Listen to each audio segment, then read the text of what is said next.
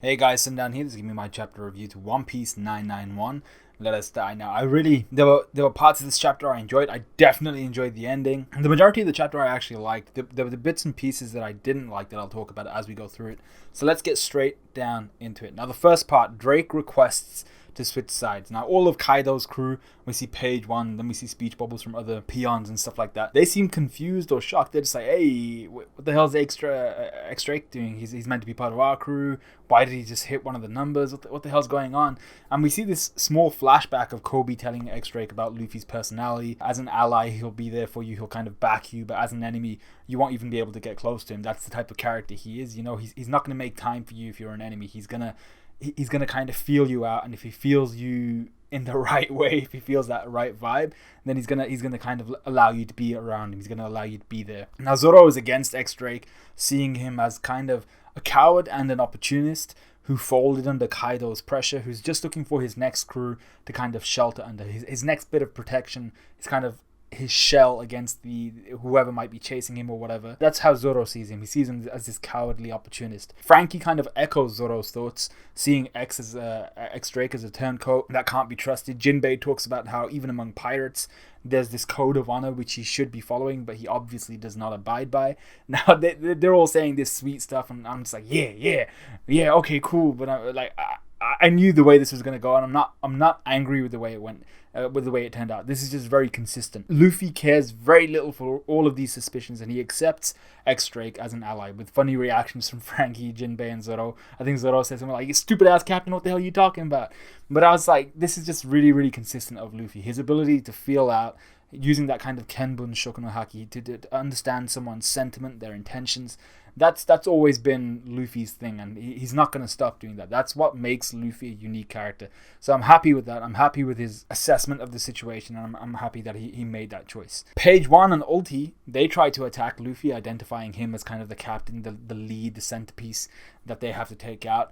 They're quickly intercepted by a Green Star Skull Blast Grass from Usopp, who hides behind Nami, making Ulti think that she was responsible for this attack on Page One. Page One takes it straight to the face. This was a funny slapstick moment as Nami and Usopp run away with Page One and Ulti hot on their heels, but I can't say that I'm a huge fan of this, and let me explain myself. I'd understand Ulti chasing after them, being the hothead that she is, but Page One too, he's calmer. He usually takes a step back, waits for like Urti, and then he kind of tells her, "Hey, shut up, we got something else to do." He's meant to be the calm head amongst all the hotheads, and they understand how serious this situation is. Onigashima has been raided. They need to be around their captain. They need to be around the headliners. They need to be around the all stars, and they seem to grasp that Luffy is the centerpiece, the one responsible for everything that's unfolding, yet they choose to ignore all of these things that would be going through my head if I was in their position, and they choose to ignore the large threat that they need to deal with for two individuals who haven't really damaged them. I mean, Page One took that shot straight, tanked it. He doesn't seem fazed by it at all. He just seems annoyed by it, and they've completely disregarded everything else. I'm just like, really? Is that what you've chosen to do? That doesn't sit right with me. I'm not a big fan of that. With that being said, though, even if they go after Nami and Usopp, I doubt Nami and Usopp will be able to defeat Page One and Ulti unless they do something extremely intelligent. To be honest, though, being just completely 100% with you, I would be disappointed if Nami and Usopp did defeat Page One and Ulti. Two of the Tobiropo who have been hyped up for such a long amount of time, who Kaido hold in high regards, that really wouldn't sit well with me if they were defeated by two of the weakest kind of physical members of Luffy's crew. And the whole idea behind Kaido's crew, with these Smile users, with these, not even just Smile users, with all these Zoan users as well, the idea is physically Kaido's crew is meant to be absolutely beastly, pun intended. If they're defeated by two of the least physical characters, or two of the least physical members of Luffy's crew, of the Straw Hat Pirates, that wouldn't really sit well with me. And I have a feeling I know where this is going to go. I want Page One and Ulti to show their grit, show why they're here, to show why they're part of Kaido's crew, but I get the feeling that they're going to take each other out. Ulti's going to headbutt Page One or something like that, and they're going to knock each other out, something like that, to kind of show Usopp and Nami's intelligence, their tactics, their strategy. But once again, like I said, I want to see more from the Tobiropo. I want to see them putting in that effort. Much like I've wanted for a while now to see the Scabbards putting in some legwork. That's what I want to see from the Tobiroppo as well. We got to see it of the Scabbards this chapter, one Scabbard in particular. Technically Inuarashi and Nekomamushi as well. But I want to see the Tobiroppo reflect that. Sanji then follows and urges on Luffy, clearly understanding that Luffy needs to get to the Scabbards and Kaido. Luffy's advanced Kenbun Shoku no Haki comes into play here. I was so happy. And I'm happy to see it actually being activated mid-movement during a conversation. This allows Luffy and Sanji to protect themselves from another Apu attack. I think it's that same slash attack we saw him use on Zoro. Apu then talks to the unconscious numbers, Jackie, Goki, and Juki, about how embarrassing it is for them to have been clapped while drunk.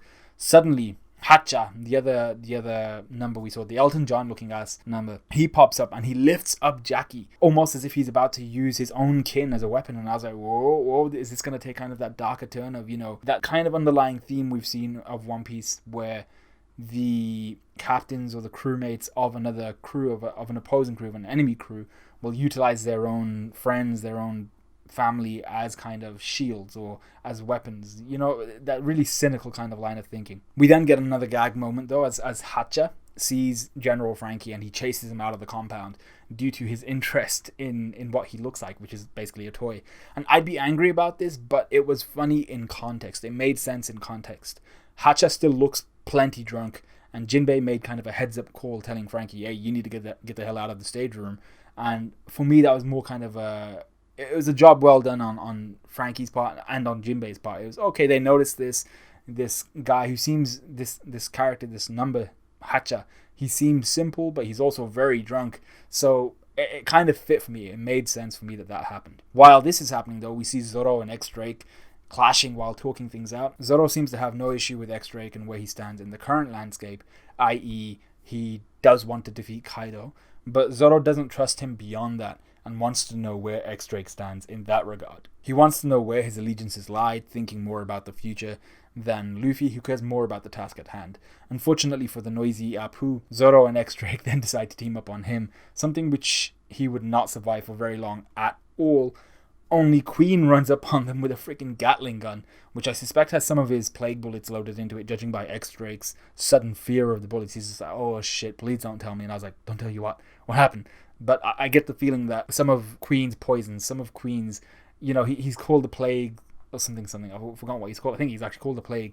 And there's a reason for that. The guy is into making these kind of intoxicants, these poisons, venoms. We then go to my favorite part of the chapter.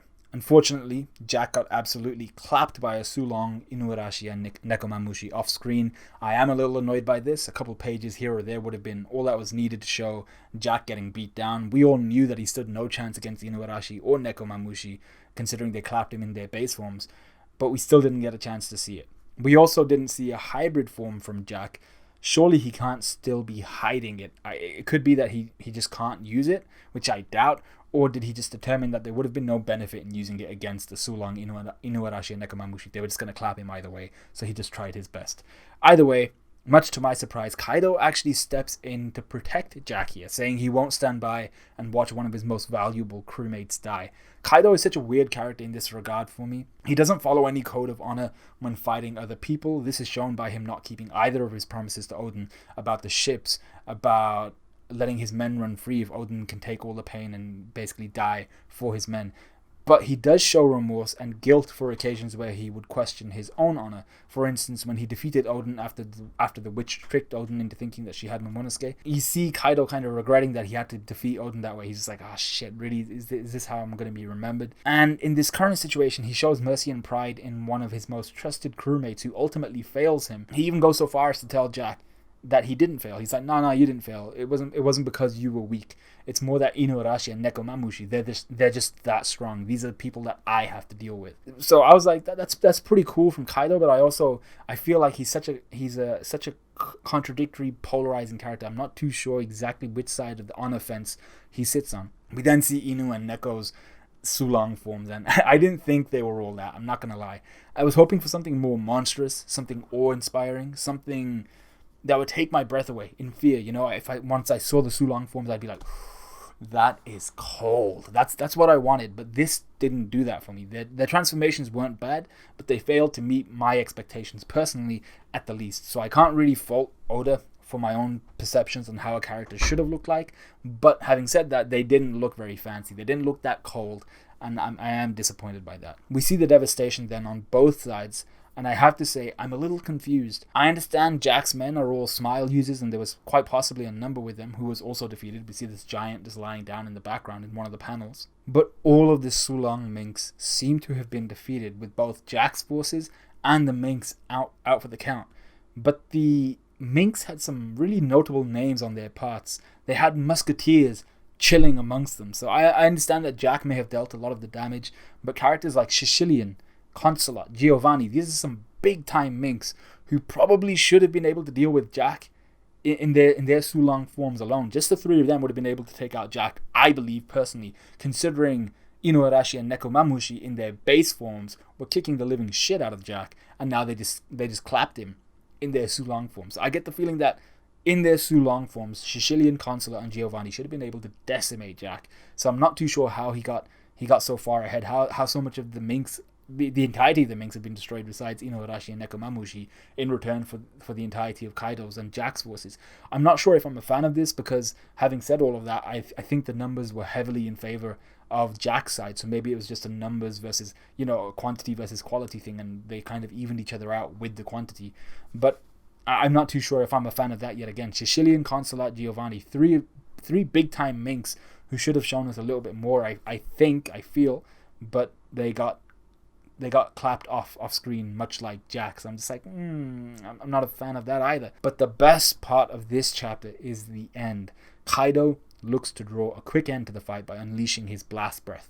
The character that I've complained about a few times now, for quite a while now, Kinemon, steps up and shows us exactly what he can do. Realizing that Kaido's blast breath is probably fire breath, he uses his Foxfire style to cut right through the middle of the blast, right through the middle of Kaido's attack, damaging Kaido's mouth in the process. He's got gashes up his mouth now.